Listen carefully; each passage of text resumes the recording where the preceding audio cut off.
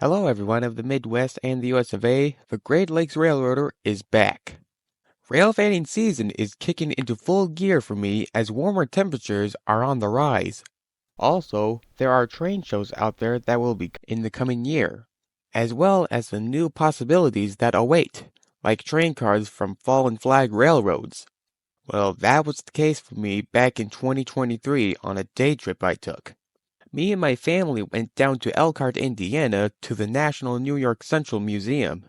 It not only houses equipment from the mid 1900s, but it also houses a model railroad.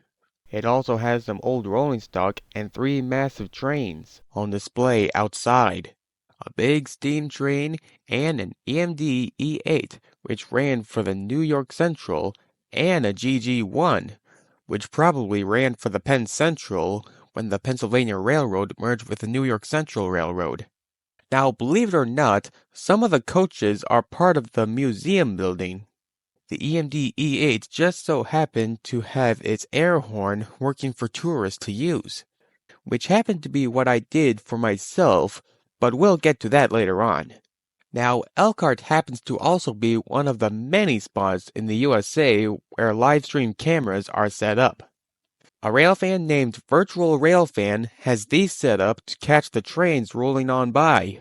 Virtual Railfan also makes these grab bag videos when the livestream cameras capture a moment made. It's either a heritage unit, people waving hello to the camera, Darwin candidates, etc. The list goes on, but if I were to list them all, we would be here a while. I've seen many of his grab bags and they are amazing. So be sure to check out Virtual Railfan at the end of this video. While we're on the grab bag subject, I've happened to come across some catches myself while I was in Elkhart. So I figured, well, why not a grab bag video from a railfan on location? Well, that's what this video happens to be. There have been some great catches I caught and even one or two when I was in the museum. So here it is, Railfan on location, Elkhart, Indiana. Arriving in Elkhart, we were stopped at a railroad crossing where NSGP 38-2, number 5650, was just about to cross. It was on the Grand Elk Railroad branch line, which was probably working customers. Just as it reached the switch, the crossing deactivates, allowing us and the other drivers to safely drive across.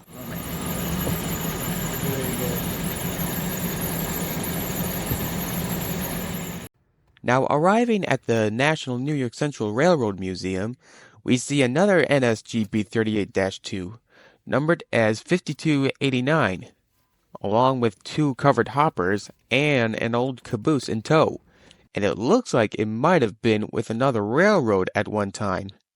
It was most likely doing work as well just southeast of Norfolk Southern's Robert Young Yard.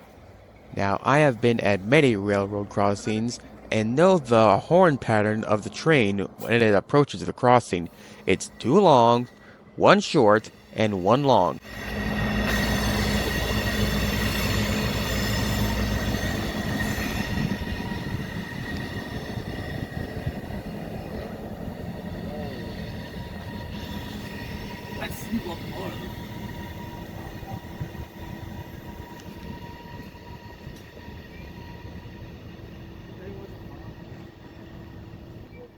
As we headed into the lobby to pay admission, I heard another train approaching. It was an NS intermodal train on the number 1 track.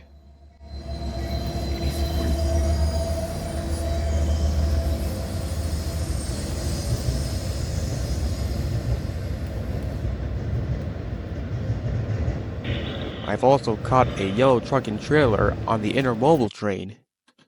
Now this was filmed in April of 2023, probably before yellow trucking went out of business. They went out of business later on in late 2023 probably, thanks to the COVID pandemic. During the look at a train layout in the museum, I then heard another train pass by as I rushed out the door. It was another intermodal train. Though while I never caught the two trains, I distinctly remember one of them being NS power and the other being UP power. The intermodal train had depressed container cars as well as articulated ones, which I never really get to see much of. I've seen many containers that were from different companies on the train, such as Expo Logistics, UPS, FedEx, JB Hunt Intermodal, and a lot more. There was also a container car that was carrying a tanker that fitted into the container car.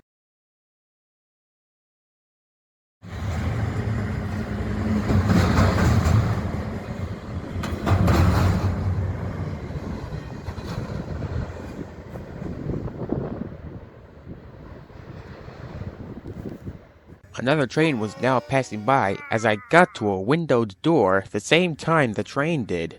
The train is a mixed manifest with NS power in front and CP power trailing. Recently, the KCS and CP merged to create the CPKC, but I wasn't sure if it was official. So I did a little research and found that CP acquired KCS back in 2021, but the CP-KCS officially merged on April of 2023. So this was most likely pre or post KPKC when I filmed it. Listen to my reaction as I recorded the passing train. We'll also see our first grabs of the day. Whoa!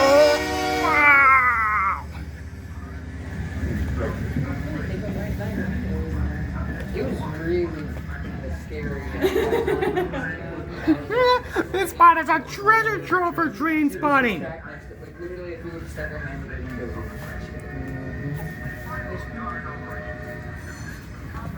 This place is a treasure trove for train spotting. Whoa! No way! I'm going the other way too. And an SD70M.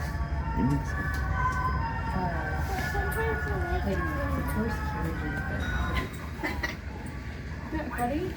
I've never seen anything like that. I know, but... Hey, there's one of those .111As I've been hearing so much about. Huh? They literally put carriages on tracks like that. I guess. It says it was the first steam locomotive to operate in New York. Wow, those look like new cars. It burned wood an average 15 miles per hour. Yeah. Can you feel the car shaking? Not really. You don't feel the shaking? Not really. It's bone cold. So this is the Feel beginning the of floor. New York Central Huh? Railroad. Feel the floor.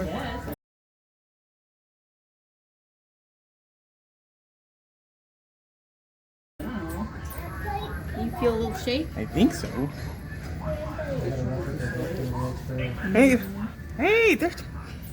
There's one of those dot ones. I just saw one of those .117s pass by. That's the new 10 car model after the Lock Mechanic disaster. Oh, okay. The .111s MMA use are prone to being punctured.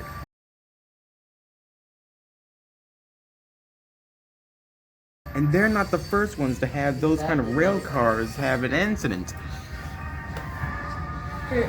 Switching the tracks for the train. Like,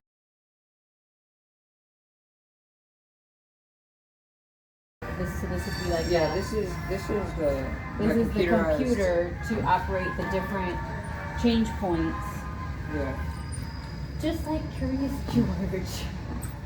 In the background, an employee was talking to some tourists about the old switchboard that was behind me.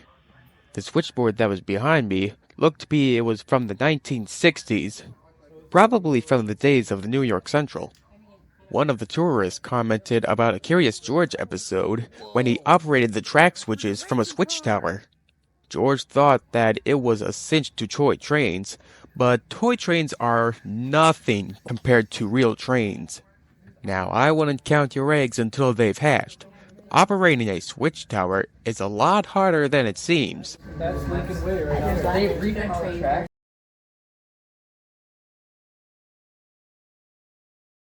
How about that? Wait! Did I see a boxcar with its door open? But all of them are, set. It's awesome.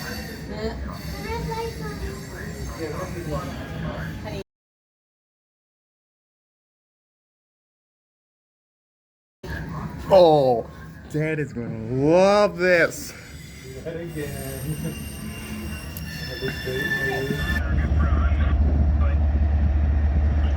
Oh.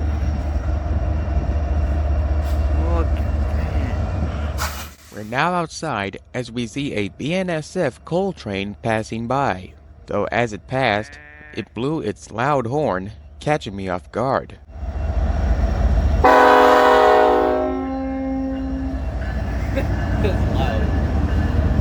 Up close it is. I think it blew my eardrums out. No.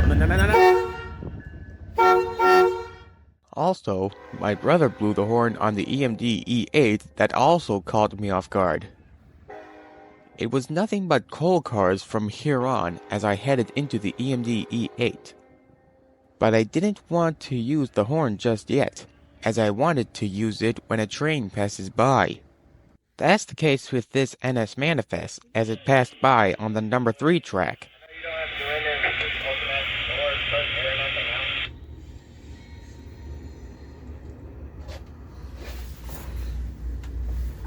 You can pull the horn? Right there, pulls hard. Oh man.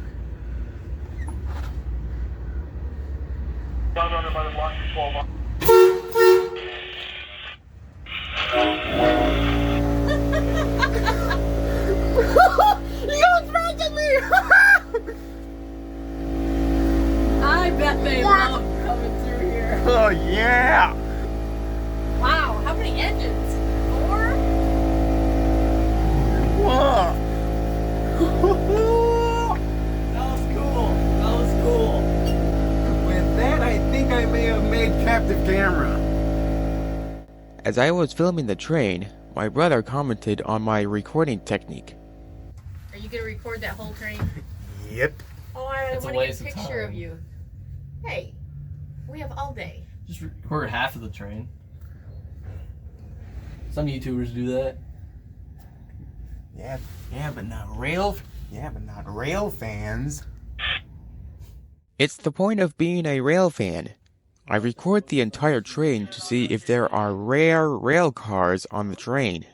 Back in December of 2023, I recorded the entire Polar Express train in Owasso and then half of it as I headed to Ashley.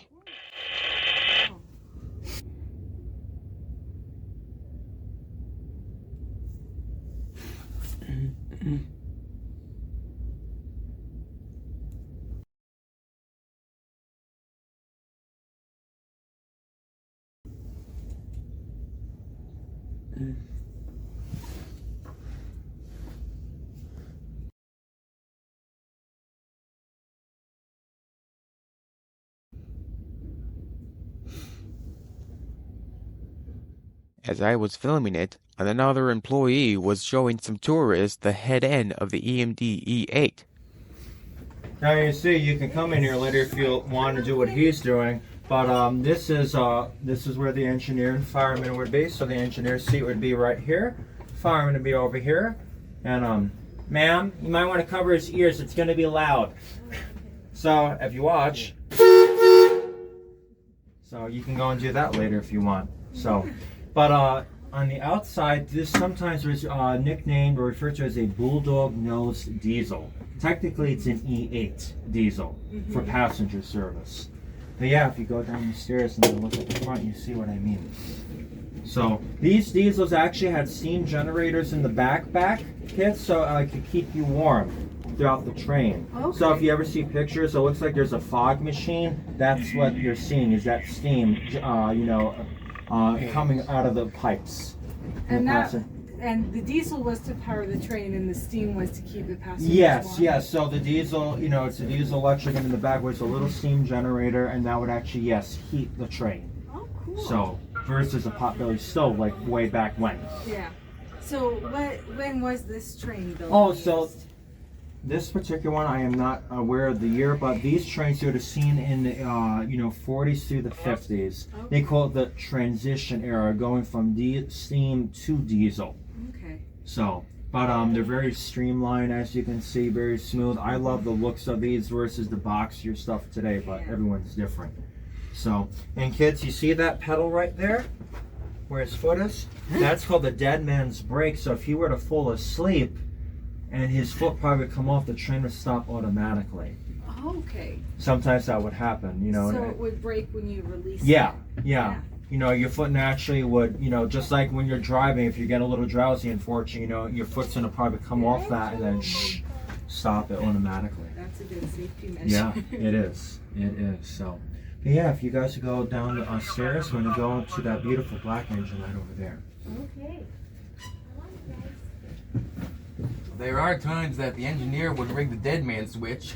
Yeah. Oh, sometimes some engineers they go dum dum dum dum dum dum when you do that. So. I think I heard. Oh, yep. Yeah, if you go right in front of it, you see what I mean. When I told the employee how the engineer would rig the dead man switch, I was actually referring to putting something heavy on it, so that the engineer wouldn't have to keep his foot on it all the time. There was a head-on collision between a Via passenger and CN freight train in Hinton, Alberta in the 1980s. The dead man switch was probably rigged and the CN freight never stopped, causing it to crash head-on into the passenger train. This feature was overhauled with an alert system on trains that never fails now, called the Automatic Warning System, or AWS for short. We now see another mixed manifest passing by with UP power. The funny thing about this was that my brother was hoping to make the train honk, but as I covered my ears, the engineer sounded the bell instead of the horn. To think that I was bracing myself for a full-on blast of the air horn at point blank.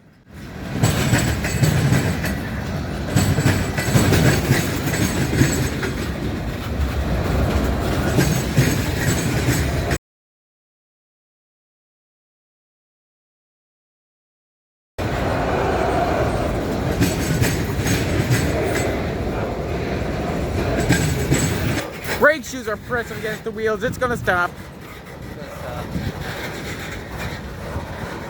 Yeah, it definitely looked like I was getting slow. Just as the train came to a stop, I started to hear sirens going off. Turns out, it was the units from the Elkhart Police Department with their reds on, sirens and all. Wait, what is it?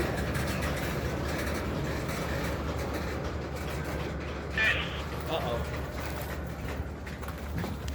What's...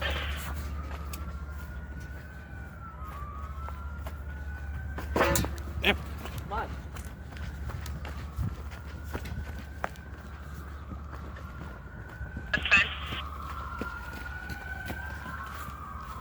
What's going on?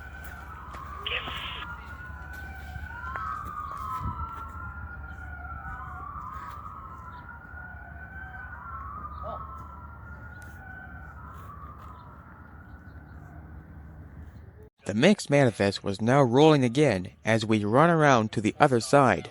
Behind me is a miniature railroad that is being renovated as of April 2023. As the train continues on, we can catch a glimpse of an NS unit in the middle. Most likely, it's being used as a distributed power unit.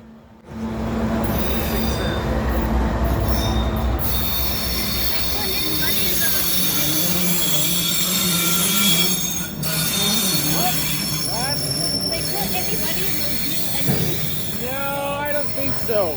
That's just an engine they put in the middle for distributed power.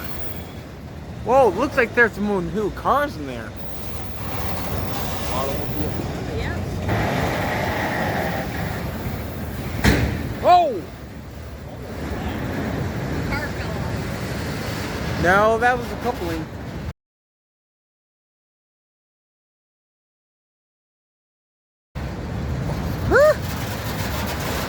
That's a name I haven't seen.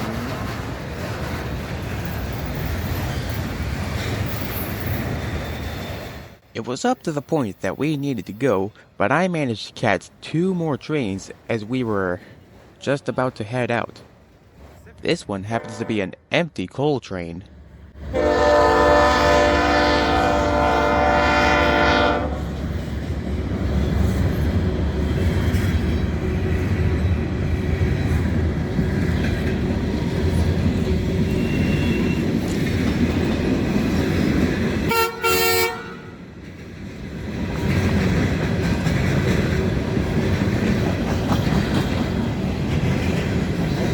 I think it was too late.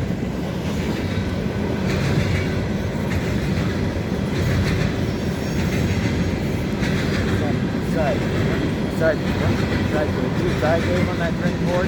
That other train's really bad, man. I think with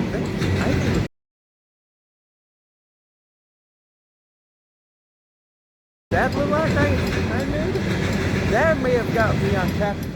As we jumped back into the car, ready to head back, we managed to see one last train before we go. This is another intermodal train, as we can see some more yellow trucking trailers on the flatbeds. It's been a long day, as we've seen many good catches. As we were down in Elkhart for basically 2 hours, we saw 11 trains. I could stay and see trains all day if I wanted to, but we needed to get something to eat. Before heading back home, we stopped at Little Caesars just down the road from the museum and had our lunch to go. Though conveniently, we were parked not too far from the Chicago line. To my surprise, my eyes caught a CN train that was carrying a full load of continuous welded rail. I immediately grabbed my phone and started to record the train. Is that all one piece? There might be rails. I think so. Huh. Well, that could be new rails. Wow. Whew.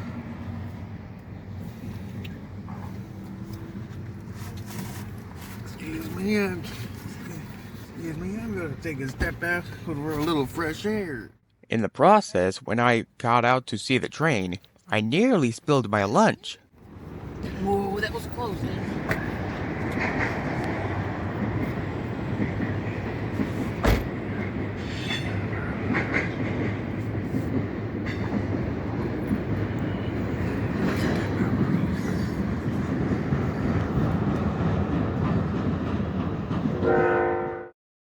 It has been quite a day for me, and I've came back with 12 videos of trains.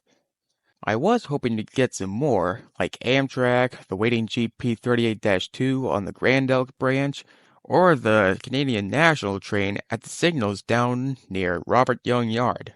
Now, if you haven't noticed, there was a waiting CN train at the other end. There was also an NS local on the Grand Elk branch coming back from working customers. They were both most likely waiting for the all clear from the dispatcher to proceed. So I could have gotten 14 trains or more if any more trains came roaring by. Now, before we go, I've heard about the National New York Central Museum via virtual Railfan Elkhart livestream.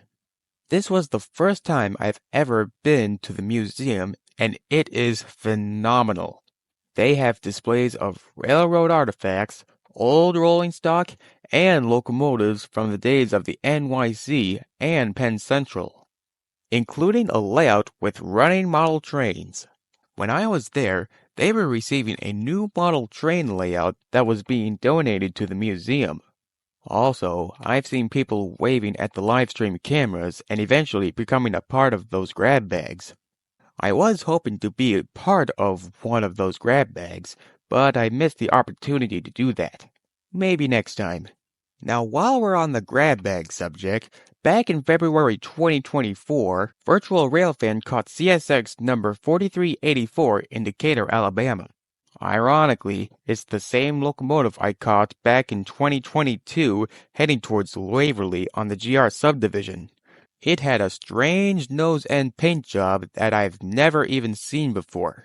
Usually, the nose of the CSX EMD locomotive is yellow, but I've learned that CSX 4384 had that paint job done in the style of the Clinchfield Railroad for the Santa train in 2016.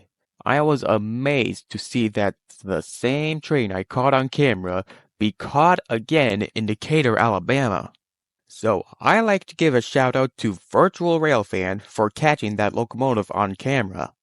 I haven't seen that CSX locomotive since the day I first recorded it, and it's great to see CSX 4384 still going strong. So that's it for me. Thanks for watching, and I'll see you in the next video. Oh, it's an older locomotive. Oh no.